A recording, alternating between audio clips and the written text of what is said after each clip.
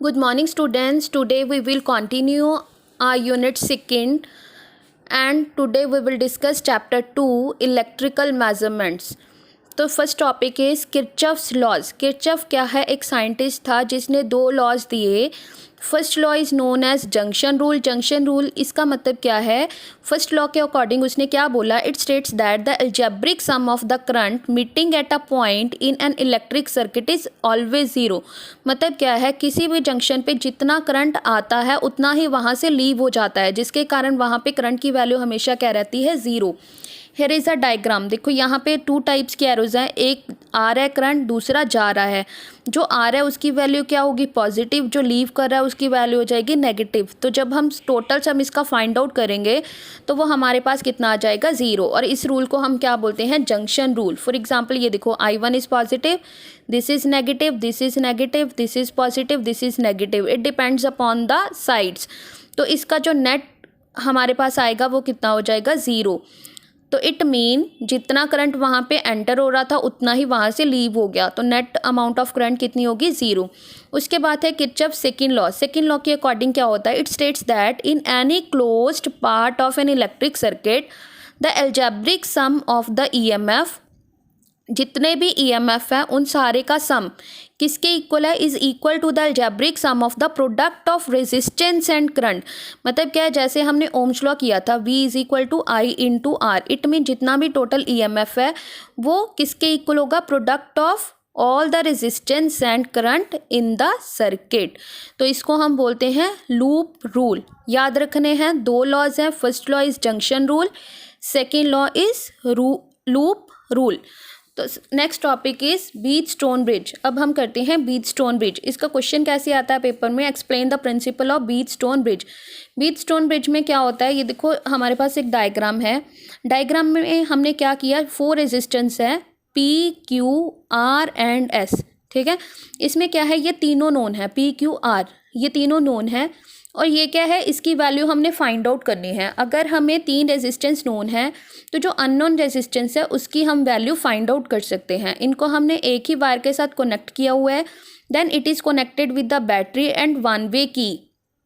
अब देखो, जब यहाँ से करंट पास करेगा तो यहाँ पे पहुँचने के बाद जो करंट है वो 2 पार्ट्स में डिवाइड हो रहा है. उसके बाद इस जंक्शन पे पहुँचने के बाद I1 करंट फर्दर 2 पार्ट्स में डिवाइड हो रहा है. और ये करंट नीचे आ रहा है, ऊपर वाला करंट यहाँ से होके यहाँ आ रहा है. ये दोनों मिलके किसके पास जा रहे हैं? Here along X. तो it mean Wheatstone bridge क्या होता है? 4 resistance P, Q, R, X are connected to form a quadrilateral, a galvanometer G and a tapping key K1 are connected points between points B and D, while a battery of EMF E and a one-way key are connected between A and C. Resistance P and Q called ratio arms. P and Q को हम क्या बोलते हैं? ratio arms are known as resistance. R is a variable resistant. X is a unknown resistance. The value of resistance R is so adjusted that on pressing key K1 the galvanometer does not give any deflection. मतलब क्या है कि हम क्या करेंगे? जब की को क्लोज करेंगे तो करंट फ्लो करना शुरू करेगा. तो हम गैल्वेनोमीटर के को ऐसे एडजस्ट करेंगे, जब करंट फ्लो करना शुरू करेगा तो हम रेजिस्टेंस को ऐसे एडजस्ट करेंगे ताकि गैल्वेनोमीटर कोई भी डिफ्लेक्शन शो ना करे. और जिस पॉइंट पे गैल्वेनोमीटर कोई भी डिफ्लेक्शन शो नहीं करेगा then the bridge is said to be balanced. तो उसके बाद हमारे पास वैल्यू क्या आ जाएगी? P upon Q is equal to R upon X. This is the principle of Wheatstone bridge. अब हमने यहाँ से वैल्यूज़ फाइंड आउट करनी है. कैसे फाइंड आउट करेंगे? देखो, सबसे पहले यहाँ पहुँचने के बाद करंट 2 पार्ट्स में डिवाइड हो गया, I1 एंड I2. अब मान लो इस पॉइंट पे आने के बाद जो करंट है इसके पास, गैल्वेनोमीटर के पास करंट चले गया IG. तो यहाँ पे कितना करंट जाएगा? I1 minus IG. और ये IG करंट यहाँ पे पहुँच गया. इधर से कौन सा करंट आ रहा था? I2. तो इसके पास टोटल करंट कितना हो गया? I2 plus IG.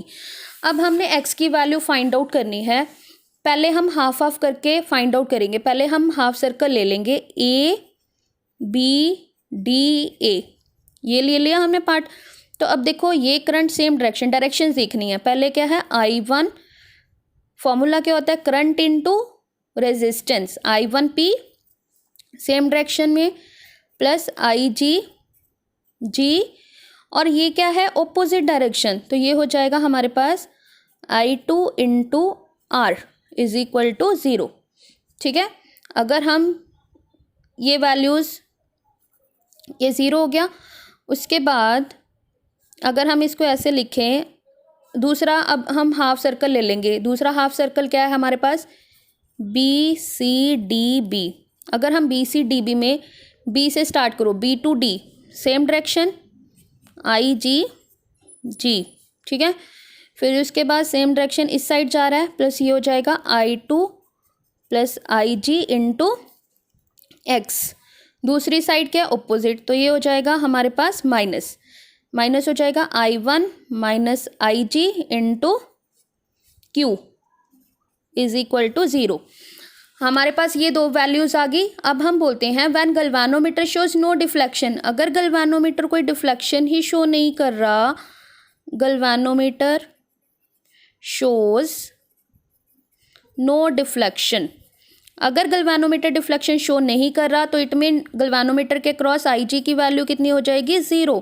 अगर आई जी 0 हो गया तो ये आ जाएगा हमारे पास I1P is equal to I2R, और इसमें आई जी 0 हो गया, ये हो जाएगा I2X। ये माइनस में हो जाएगी वैल्यू, तो इसको इस साइड लिख सकते हैं I1Q। तो इसको इंटरचेंज भी करेंगे तो ये हो जाएगा हमारे पास I1Q is equal to I2X।